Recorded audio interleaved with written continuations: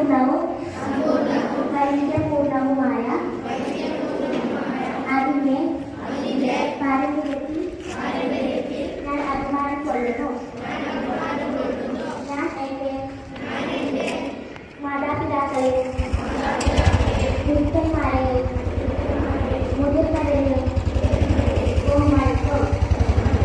ഞാൻ എന്റെ രാജ്യത്തിന്റെയും എന്റെ നാട്ടുകാരുടെയും ക്ഷേമത്തിനും ഐശ്വര്യത്തിനും വേണ്ടി പ്രയത്നിക്കും. ഇന്നത്തെ പ്രധാന വാർത്തകൾ.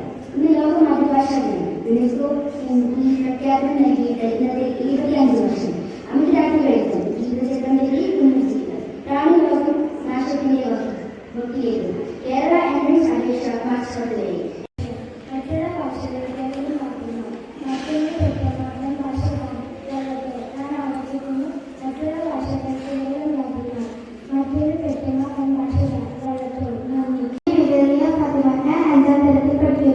ഇന്നത്തെ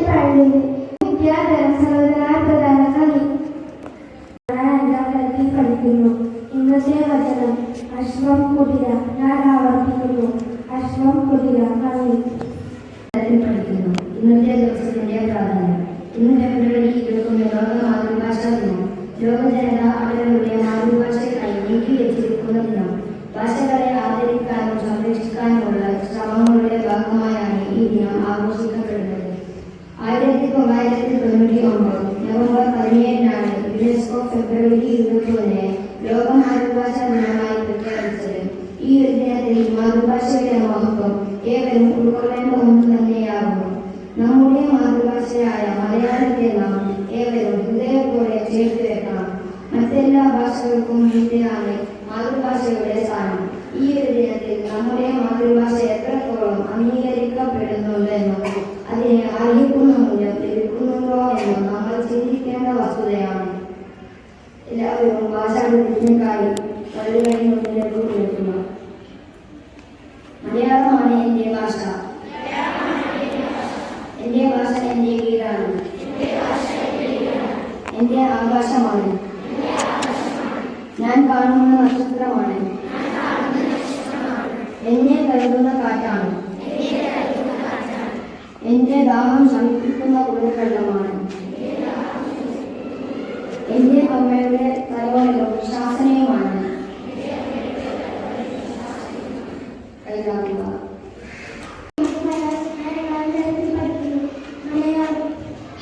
ശരി ഉത്തരം.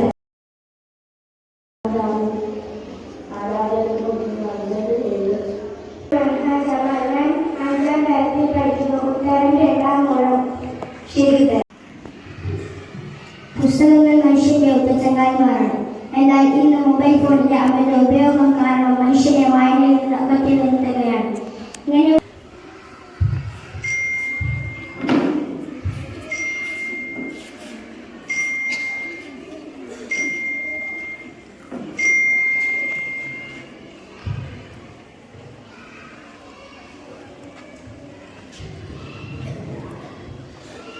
അല്ല, എന്താണ് ഇവിടെ എല്ലാം ഒരു ചെറിയ മണി ശബ്ദം? ഞങ്ങൾക്ക് വഴിതെറ്റിപ്പോയതൊന്നുമല്ലല്ലോ. ഈ കുട്ടികളെല്ലാം എന്താണ് തലമുപ്പിട്ടിരിക്കുന്നത്? എന്റെ അമ്മ എന്ന കഥയിലെ നമ്പർ 270 നമ്മൾ പോലീസ് അടിച്ച് കളിത്തൊടിച്ചതാണോ?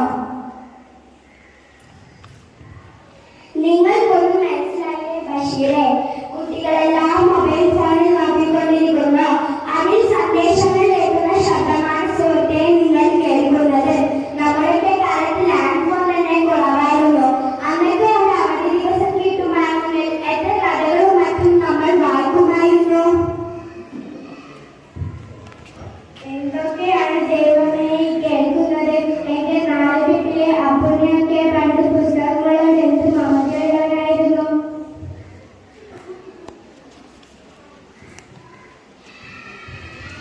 കള്ള മണക്കൂസേ, ആരാണെന്ന് നിനക്കറിയാമോ?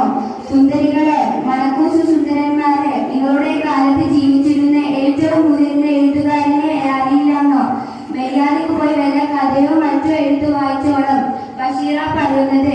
എന്റെ എട്ടുകാരി മമ്മിനെ ഇറങ്ങി നല്ല ഇടിപ്പിക്കും. നിങ്ങൾക്കറിയാമോ?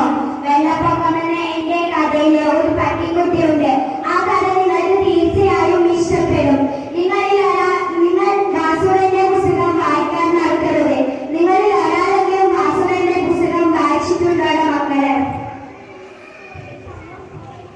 കാണാൻ വഴിയിലെ തകർച്ചേട്ട ഇങ്ങനെ ലോകമാണെന്ന് വേണ്ടതും വേണ്ടാത്തതും കണ്ടിരിക്കുന്ന സമയത്ത് ഞാൻ എഴുതിയ ശൈലത്തിൽ എന്ന പൂച്ചയുടെ കഥ നിങ്ങൾ കേട്ടിട്ടുണ്ടോ?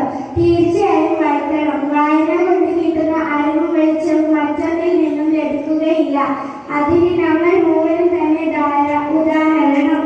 സാധാരണ ഗ്രാമങ്ങളിൽ ജനിച്ചു വളർന്ന ഞങ്ങൾ ഇന്ന് അറിയുന്നവരായി മാറിയത് ചെറുപ്പകാലം മുതൽ തന്നെ തുടങ്ങിയ വായനയിൽ നിന്നുള്ള അറിവ് മൂലമാണ്. അതുകൊണ്ട് നിങ്ങളും മിടുക്കന്മാരും മിടുക്കുകളുമായി തീരാൻ പുസ്തകങ്ങൾ തീർച്ചയായും സഹായിക്കും.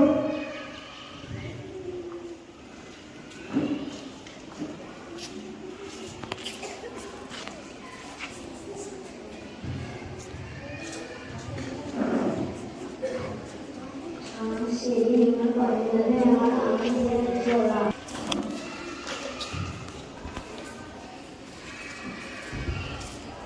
പ്രിയരെ, വായിച്ചാൽ വളരും, വായിച്ചില്ലെങ്കിലും വളരും. വായിച്ചു വളർന്നാൽ വിളയും, വായിക്കാതെ വളർന്നാൽ വളരും. കുഞ്ഞുണ്ണി മാഷിന്റെ ഈ വരികൾ എനിക്ക് ഏറെ പ്രസിദ്ധമാണ്. വായനയുടെ ലോകം ഏറെ വിശാലവും സുന്ദരവുമാണ്. കേവലം അറിവ് നിർമ്മിതിയല്ല വായന. അത് നമ്മെ ഓരോരുത്തരെയും നല്ല വ്യക്തിത്വങ്ങളായി മാറ്റും. നമുക്കെല്ലാം വായിച്ചു തന്നെ വളരാം. Students standing at my right side, let us give them a big round of applause.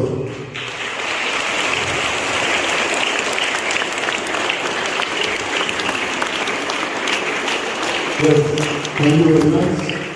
You might know the reason. They are the students